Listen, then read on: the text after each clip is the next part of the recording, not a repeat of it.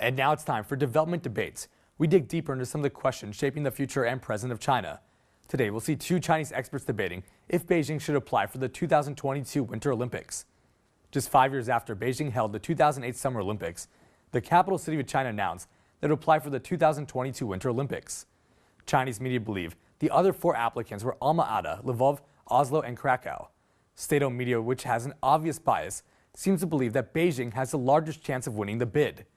The U.S., Japan, France, Germany, Italy, Canada, and Russia have all held both Summer and Winter Olympics.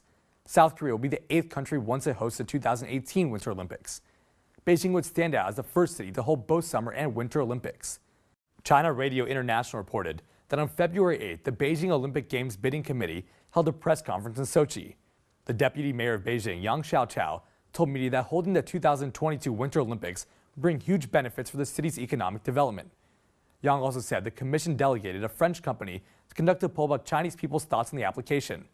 The survey covered around 2,500 people in 32 major Chinese cities. The results showed that over 90% of Chinese people support having Beijing for the 2022 Winter Olympics. Yang argued his case by saying that Beijing only needs to build 3 extra gymnasiums for the Winter Games. The rest would be used by those built in 2008. The bird's nest could again be used for the opening and closing ceremonies. An obvious concern for Beijing's bid is one being heard in Sochi today. There's a lack of snow in the city, so Beijing's trying to increase its chances by co-bidding with the city that's 136 miles away from Beijing, called Zhangjiakou. The city's famous within China for its ski resorts. There are plans underway for a fast train to connect the city by high-speed railway. As Yang is representing the Chinese government, he's not shy about his nationalistic fervor. Yang said that letting Beijing hold the 2022 Winter Olympics be the best decision made by the International Olympic Committee. Yang spoke like a propaganda pamphlet when he said that China's high public approval ratings, powerful economy, and its rich organizational experience from the 2008 Beijing Olympics would help Beijing with the bid. But despite the approval ratings, not everyone's supportive of the plan. Financial commentator Ma Yu is one of them. Ma wrote on his blog that hosting the Winter Olympics would barely improve or popularize winter sports in China. Ma points out the natural limitations that make China spend an enormous amount of money to create winter sport facilities.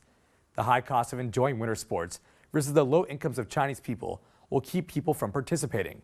Meanwhile, Ma also said that Chinese schools occupy most of the time for China's youth. Their limited spare time makes it hard for them to engage in winter sports.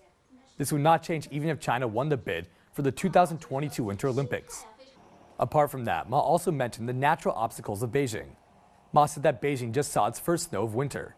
The Sochi Games have over 15 snow sports, so the argument of snow is still a concern. Meanwhile, Ma said the longest cross-country skiing trail in Zhangjiakou is only about 2 miles. Ma questioned where they'll build the over 30-mile trail for the sport. Hosting the Olympics is a sense of pride for a host country and its leaders.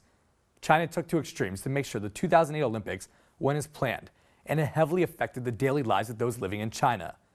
It's likely that a Winter Olympics will lead to similar environmental and economic costs for the sake of nationalist pride.